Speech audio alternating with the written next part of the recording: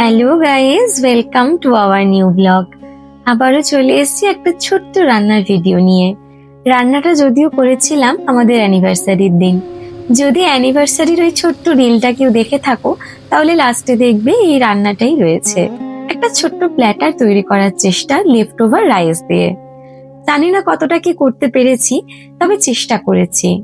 আসলে সেদিন বেরিয়েছিলাম কিছু কাজে, বাড়ি ফিরে তারপরেও বেশ তাড়া ছিল। তাড়াহুড়োর মধ্যে সব কাজ করতে হয়েছে। অ্যানিভার্সারির জন্য কিছু জিনিসপত্র কিনতে হয়েছিল, কিছু জিনিসপত্র কালেক্ট করতে হয়েছিল যেগুলো দেওয়া ছিল অর্ডার। সব মিটিয়ে যখন বাড়ি ফিরলাম তখন বাজে 11টা 10। হাতে আর মাত্র 50 মিনিট। সবকিছু অ্যারেঞ্জও করতে হবে, রাতের খাবারও তৈরি করতে হবে। সে এক নাজেহাল অবস্থা। তার মধ্যেই ভাবলাম যে কি এমন চটজলদি বানানো যায় কিন্তু হেলদিও হবে, টেস্টিও হবে। তেলটা মোটামুটি ইউজ করেছি, খুব বেশি নয়। যদি তোমরা এর থেকে বেশি তেল বা এর সঙ্গে বেশি করে ভেজিস দিতে পারো, এটা কিন্তু আরো সুন্দর হেলদি হবে। তখন আর ভেজিস কাটার টাইম ছিল না। কুচো করে নিয়েছিলাম একটু রসুন আর একটু পেঁয়াজ। তার মধ্যে ছিল কাঁচা লঙ্কা বাড়ন্ত, ভাবতে পারছো? হাফ ক্যাপসিকাম পড়েছিল, সেটাকেও কেটে কুচি কুচি করে দিয়ে দিয়েছি। তারপর কি ভালো করে সেগুলোকে ভেজে নিয়েছি। অয়েল ইউজ করেছি 3 চামচের মতন। আর তারপর এগুলোকে ভালো করে হালকা আঁচে সতে করে নিচ্ছি। কি আর বলবো, এগুলোকে সতে করতে করতে 12টা বেজে গেছে। আর তার মাঝখানে আমরা আমাদের ছোট্ট অ্যানিভার্সারি সারপ্রাইজ দিয়ে দিয়েছি দুজনকে। সত্যি বলতে কিচ্ছু প্ল্যান করা ছিল না, সবটাই সাডেন প্ল্যানে হয়েছে, কিন্তু আমরা খুব এনজয় করেছি। আমরা অ্যানিভার্সারির শুরুটা যেমন সুন্দর করে করেছি, এন্ডটাও খুব ভালো করে হয়েছে। ব্লগ আসেনি কেন? অবশ্যই আসবে। তার আগে মনে হলো অ্যানিভার্সারির দিনের এই ছোট্ট রান্নার ভিডিওটা তোমাদের সাথে শেয়ার করে নিই।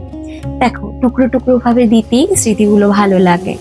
আমি চাইলেই এগুলোকে একদম কম্প্রেস করে অল্প অল্প ভিডিও দিতে পারতাম, কিন্তু মনে হলো না, জীবনের যতটুকু ভালো কিছু সেগুলোকে ভাগ করে নেওয়া দরকার।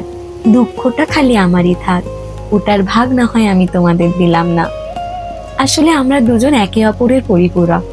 সুখ দুঃখ যাই হয় না কেন, সবার আগে আমরা দুজন দুজনের সাথে ভাগ করে নিই।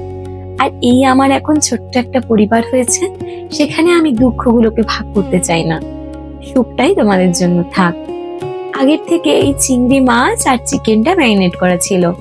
এটা দিয়ে আমি পাস্তাও বানিয়েছিলাম, তোমাদের আমি দেখানো হয়নি সেটা, তো সেটা আমি পরে দেখাবো। ম্যারিনেশনটাই কি ছিল বলে দিচ্ছি। একটু সয়া সস, একটু ভিনিগার, আদা রসুনের পেস্ট ছিল, একটু কর্নফ্লাওয়ার, লবণ, অল্প চিনি, ব্যাস এই দিয়ে ম্যারিনেট করা ছিল। সেটাই দিয়ে ভালো করে নাড়াচাড়া করে নিলাম। এবার লেফট ওভার রাইসটা দিয়ে দিচ্ছি। যদি ফ্রিজের ভাত হতো আরো ভালো হতো, আমার এটা দুপুরে করা ভাত। আর আনফরচুনেটলি আজকে আমার খাওয়া হয়নি, মানে আমি কোনো লাঞ্চ করিনি, ব্রেকফাস্ট অল্প করেছি, ডিনারেই করব। এরপর ভাতটা দিয়ে পরিমাণ মতন লবণ, চিনি আর সাথে দিয়ে দিচ্ছি চিলি ফ্লেক্স। ওই যে বললাম কাঁচা লঙ্কা নেই, কাঁচা লঙ্কা যদি থাকতো চিলি ফ্লেক্সটা হয়তো অ্যাড করতাম না। অরিগ্যানো ছিল বাড়িতে, বাট ভাবলাম যে এটাকে নর্মালি রাখি, আর কিছু দেব না। এর মাঝে একটুখানি ডিম, মানে ওই স্ক্র্যাম্বল এগস করে ওগুলো দেওয়ার ইচ্ছে ছিল, বা সসেজ কেটে দেওয়ার ইচ্ছে ছিল। পরে ভাবলাম ওগুলোকে এই একসঙ্গে না দিয়ে একটা ছোট্ট প্ল্যাটার তৈরি করি না। এর মধ্যে যদি একটু স্ম্যাশ পটেটো থাকতো তাহলে খুব ভালো লাগতো, কিন্তু টাইম ছিল না। মাঝখানে তো চলেও গিয়েছিলাম অ্যানিভার্সারি সেলিব্রেশন করতে, তাও বলতে গেলে করিনি কিচ্ছু। চুপচাপ ওটাকে রেখে অর্ধেক আমরা ক্যান্ডেলটাকে বুঝিয়ে রেখে রান্নাটা কমপ্লিট করেছি। রান্না কমপ্লিট করার পরে আমরা গিয়ে ফুল সেলিব্রেশনটা করেছি। তার আগে খালি উইশটুকু করেছিলাম দুজনকে।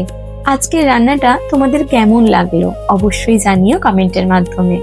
আর জীবনের ছোট্ট ছোট্ট মুহূর্তগুলোকে আপনজনদের সঙ্গে সব সময় ভাগ করে নেবে হাসি মুখে। জীবন তো একটাই, আজ আছে, কাল তো নাও থাকতে পারে। আজ ঘুমোলে কাল সকাল দেখবো কিনা আমরা কেউ জানি না। তাই এত রাগ বিদ্বেষ না করে সবাই সকলের জন্য বাঁচো, ভালো থাকো।